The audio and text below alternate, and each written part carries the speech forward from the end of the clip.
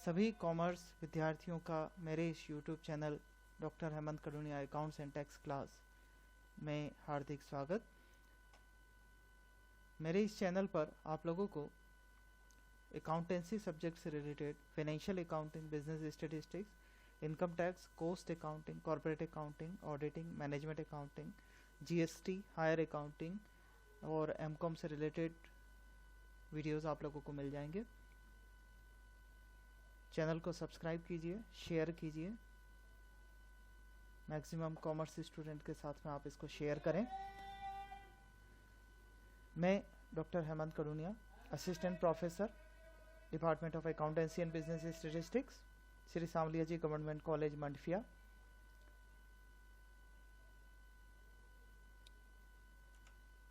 आज के इस वीडियो के अंदर हम लोग सब्जेक्ट इनकम टैक्स में कैपिटल गेन चैप्टर का एक इम्पोर्टेंट टॉपिक कवर करेंगे, जिसमें हम लोग देखेंगे कि ऐसे ट्रांजैक्शंस जिनको ट्रांसफ़र माना जाता है या जिनको ट्रांसफ़र नहीं माना जाता, दोनों कैटेगरी हमें देखनी है।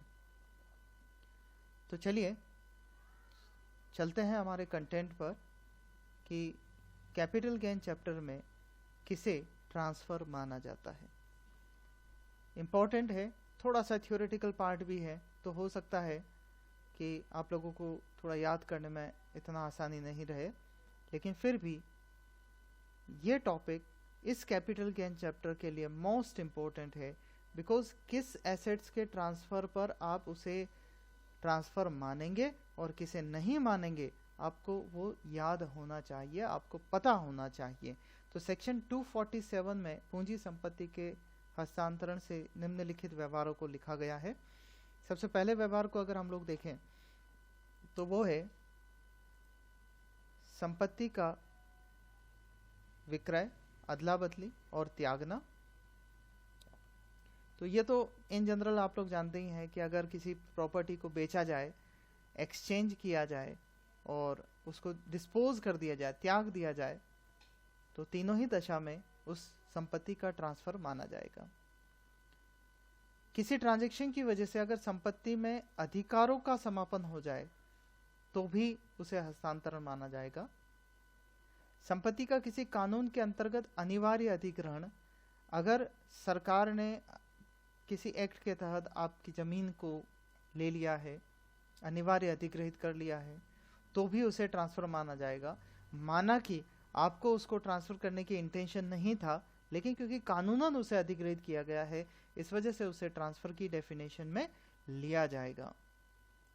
अगला पॉइंट है संपत्ति को व्यापार के स्टॉक में परिवर्तित करना। अगर आपने किसी संपत्ति को, अपनी पर्सनल कैपिटल एसेट्स को व्यापार में ट्रांसफर किया है, स्टॉक के रूप में ट्रांसफर कर दिया है, तो भी उसे हस्तांतरण माना जाएगा। उदाहरण के लिए, अगर आपने अपनी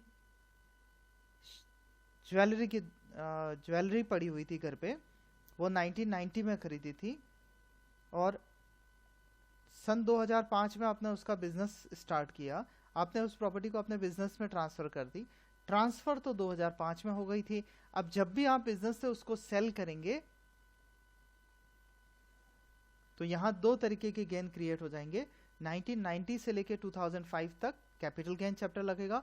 2005 से लेके अगर आप लास्ट ईयर बेचते हैं, 2020 में बेचते हैं, तो बिजनेस एंड प्रोफेशन चैप्टर लग जाएगा। अगर किसी ट्रांजैक्शन की वजह से संपत्ति का कब्जा दिया गया है, उस केस में भी हस्तांतरण माना जाएगा। कोई भी व्यवहार जिसका प्रभाव किसी अचल संपत्ति के हस्तांतरण के रूप में हो अथवा अन्य व्यक्ति को उसके उपयोग के योग्य बनाता हो, चाहे ऐसा व्यक्ति सहकारी समिति की सदस्यता प्राप्त करके या अंश खरीद करके या किसी अन्य व्यवस्था के कारण संभव हुआ हो। अगला पॉइंट है यदि बीमित संपत्ति नष्ट हो जाती है, उस दशा में भी ट्रांसफर माना जाता है। साझेदारी फर्म द्वारा साझियों का संपत्ति का वितरण अगर समापन की दशा में वितरण किया जाए तो भी इसे हस्तांतरण माना जाता है। अगला जो पॉइंट है हमारे पास में,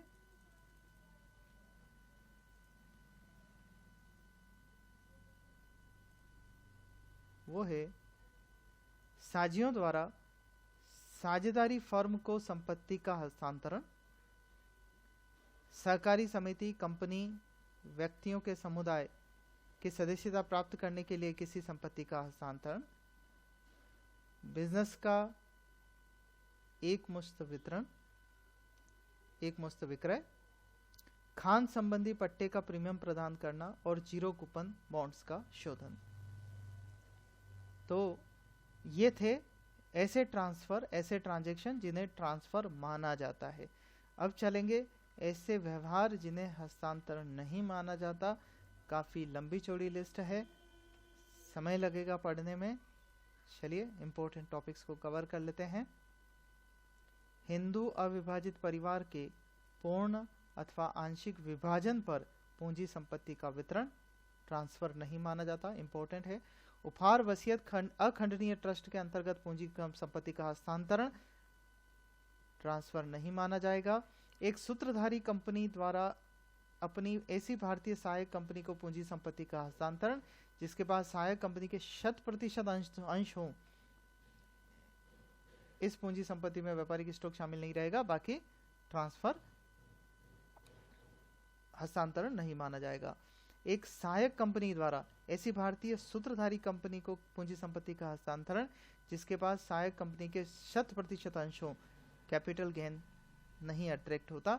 सूत्रधारी कंपनी सहायक कंपनी को करे या सहायक कंपनी सूत्रधारी कंपनी को करे, शेयर 100% होने चाहिए, ट्रांसफर नहीं माना जाता, बशर्ते वो व्यापारिक स्टॉक नहीं हो, पूंजी संपत्ति के रूप में हो। ओके। एकीकरण की दशा में, अमलगमेशन की दशा में शामिल होने वाली किसी कंपनी द्वारा एकीकृत कंपनी को पूंजी संपत्ति का हस्तांतरण, बशर्ते एकीकृत कंपनी एक भारतीय कंपनी हो। यदि किसी विदेशी समामेलनकारी कंपनी द्वारा विदेशी समामेलित कंपनी को एकीकरण की योजना के अंतर्गत पूंजी संपत्ति के रूप में भारतीय कंपनी के हस्तांतरण अंशों का हस्तांतरण किया जाता है, तब निम्नलिखित शर्तें पूरी करने पर हस्तांतरण नहीं माना जाएगा। कम से कम 25% समामेलन कंपनी के अंशधारी समामेलित कंपनी के अंशधारी बने रहें। जिस देश में समामेलन कंपनी का समामेलन हुआ है उस देश में पूंजी लाभ नहीं लगता हो। तो ये था समामेलन होना। इसका उल्टा कर लीजिए, पृथकीकरण की स्थिति में पृथक होने वाली कंपनी द्वारा परिणामी कंपनी को पूंजी संपत्ति का हस्तांतरण, बशर्ते परिणामी कंपनी भारतीय कंपनी हो। यदि किसी विदेशी पृथक होने वाली कंपनी द्वारा विदेशी परिणामी कंपनी को पूंजी संपत्ति का हस्तांतरण किया जाता है, हस्तांतरण निम्न शर्तों पर नहीं माना जाएगा। कम से कम 3/4 मूल्य के अंशधारी परिणामी कंपनी के अंशधारी बने रहें। पृथक होने वाली कंपनी उस देश में समामेलित हुई हो जहां पूंजी लाभ नहीं लगते हों। परिणामी कंपनी द्वारा पृथक होने वाली कंपनी के अंशधारियों को प्रतिफल स्वरूप अंशों का निर्गमन हस्तांतरण नहीं माना जाता। एक अंशधारी द्वारा एकीकरण की दशा में के अंतर्गत अपने अंशों का हस्तांतरण समामेलन नई कंपनी में करना हस्तांतरण नहीं माना जाता। धारा 115 AC में वर्णित बॉन्ड अंशों को भारत के बाहर किसी अनिवासी द्वारा किसी दूसरे अनिवासी को हस्तांतरण नहीं माना जाता। राष्ट्रीय महत्व के कलात्मक, ऐतिहासिक, वैज्ञानिक वस्तु, कलात्मक संग्रह, पुस्तक, पांडुलिपि, रेखाकृति, पेंटिंग, फोटोग्राफ, लेख की सरकार, विश्वविद्यालय, राष्ट्रीय संग्रहालय, राष्ट्रीय कला गैलरी, राष्ट्रीय लेखाकार, केंद्रीय सरकार की अधिसूचित अन्य संस्था, इंदिरा गांधी राष्ट्रीय कला केंद्र को हस्तांतरण करने पर पूंजी संपत्ति हस्तांतरण नहीं माना जाता। किसी कंपनी के ऋण पत्रों को अंशों तथा अंशों को ऋण पत्रों में परिवर्तित करना हस्तांतरण नहीं माना जाता। ऋण पत्रों को अंशों में या अंशों को ऋण पत्रों में कन्वर्जन करना हस्तांतरण नहीं माना जाता। रुग्ण औद्योगिक कंपनी अधिनियम 1985 के अंतर्गत बनाई गई योजना के अंतर्गत एक रुग्ण औद्योगिक कंपनी की भूमि का हस्तांतरण नहीं माना जाता। यदि किसी फर्म को कंपनी के रूप में परिवर्तित किया जाता है, फर्म को कंपनी के रूप में परिवर्तित किया जाता है, तो फर्म द्वारा उसकी संपत्तियों को कंपनी को बेचा जाता है, तब निम्नलिखित शर्तें पूरी होने पर हस्तांतरण नहीं माना जाएगा। फर्म की समस्त संपत्तियां दायित्व कंपनी द्वारा लिया जाए, फर्म के सभी साझेदार अंशधारी बने, साझेदारों को प्रत्यक्ष अप्रत्यक्ष रूप से कंपनी के अंशों के अतिरिक्त कोई अन्य प्रतिफल प्राप्त नहीं हो और साझेदारों का हिस्सा अगले 5 वर्षों तक कुल मताधिकार के 50% से कम नहीं होना चाहिए। तो पार्टनरशिप फर्म को अगर आप कंपनी में कन्वर्ट करने जा रहे हैं तो इन 4 कंडीशन को फुलफिल करने पर हस्तांतरण को हस्तांतरण नहीं माना जाएगा। एकाकी व्यापार की बात कर लें। एक एकाकी व्यापार को अपने व्यापार को कंपनी के रूप में परिवर्तित करने पर निम्न शर्तें पूरी होने पर हस्तांतरण नहीं माना जाएगा। पहला, वही समस्त संपत्तियां और दायित्व कंपनी की संपत्तियां और दायित्व बन जाएं। एकाकी व्यापारी का हिस्सा नई कंपनी में कुल मताधिकार के कम से कम 50% तक 5 वर्षों तक बना रहे। एकाकी व्यापारी प्रत्यक्ष अप्रत्यक्ष रूप से कंपनी में आवंटित अंशों के अतिरिक्त कोई अन्य प्रतिफल लाभ प्राप्त नहीं करे। 3 शर्तों के साथ इंडिविजुअल फर्म को कंपनी में कन्वर्ट किया जा सकता है। अगला पॉइंट है, एक अनिवासी द्वारा दूसरे अनिवासी को विदेशी मुद्रा में क्रय किए गए बॉन्ड्स या जीडीआर का हस्तांतरण। एक गैर कंपनी करदाता 31 दिसंबर 1998 को या इससे पूर्व भारत की किसी अमान्यता प्राप्त स्टॉक एक्सचेंज की सदस्यता के रूप में पूंजी संपत्ति का किसी कंपनी को उसके द्वारा आवंटित अंशों के बदले में हस्तांतरण। भारतीय प्रतिभूति विनिमय बोर्ड या भारतीय रिजर्व बैंक के निर्देशों के अनुसार प्रतिभूतियों को ऋण पर देने के परिणाम स्वरूप किया गया हस्तांतरण। 1 मार्च 1970 से पूर्व भारत में शहरी भूमि का हस्तांतरण।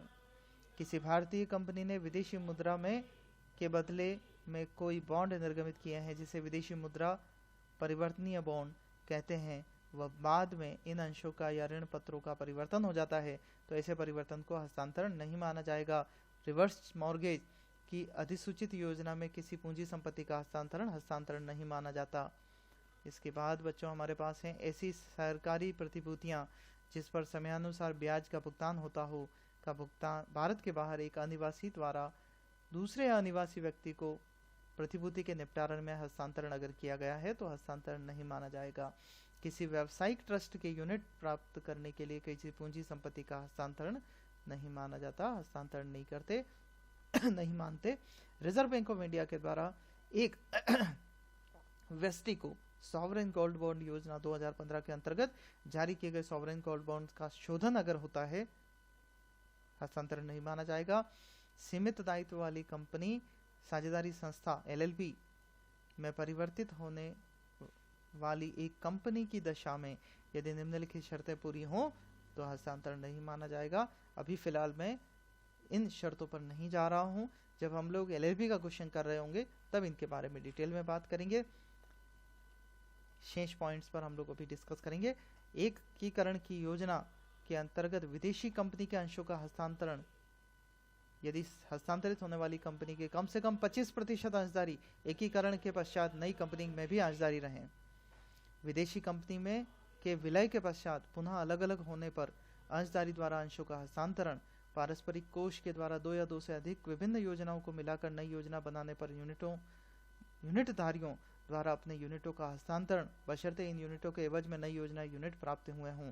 पारस्परिक कोष की एकीकरण की योजना के अंतर्गत यूनिट धारक ने यदि अपने यूनिट का हस्तांतरण इस उद्देश्य से किया है कि उसके यूनिटों का एकीकरण कर दिया जाए, पूर्वाधिकार अंशों का समता अंशों में परिवर्तन हस्तांतरण नहीं माना जाता। किसी भी अंतर्राष्ट्रीय वित्तीय सेवा केंद्र में स्थित मान्यता प्राप्त स्टॉक एक्सचेंज में अनिवासी द्वारा किए गए निम्नलिखित लेनदेनों का हस्तांतरण नहीं माना जाता। वैश्विक निक्षेपागार प्राप्तियों के बॉन्ड्स, किसी भारतीय कंपनी के रूपी डिनोमिनेशन बॉन्ड्स और डेरिवेटिव्स। अनिवासी द्वारा अगर वित्तीय सेवा केंद्र के थ्रू ऐसे ट्रांसफर किए जाते हैं तो इन्हें ट्रांसफर नहीं माना जाता। तो ये थे कैपिटल गेन चैप्टर के 2 टॉपिक, ऐसे व्यवहार जिन्हें हस्तांतरण माना जाता है और ऐसे व्यवहार जिन्हें हस्तांतरण नहीं माना जाता है। इन दोनों टॉपिक को इस वीडियो को आप 1-2 बार देख लें ताकि आपको सारे पॉइंट्स याद हो जाएं कि किसे ट्रांसफर मानते हैं और किसे नहीं मानते।